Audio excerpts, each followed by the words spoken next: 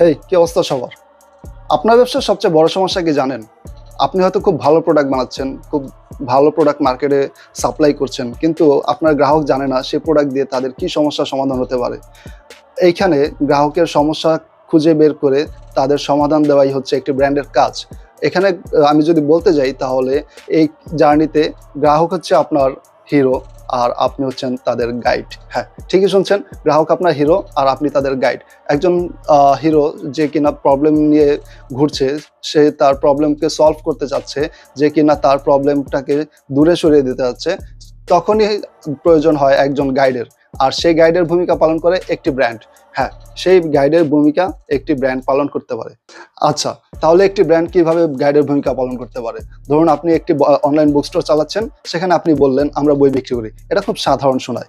আর আপনি যদি বলেন আমরা আমাদের ব্যস্ত পাঠকদের জন্য খুবই কম সময়ে, খুবই সহজে প্রিয় বই খুঁজে পাওয়ার ব্যবস্থা করি, তাহলে এখানে একটি গল্প দাঁড়ায়, একটি সমস্যা সমাধানের রাস্তা দেখায়, যেটা কিনা একটা ব্র্যান্ড হিসাবে আপনি তাদের গাইড করছেন এবং আপনার এই গল্পে হিরো হচ্ছে আপনার গ্রাহক।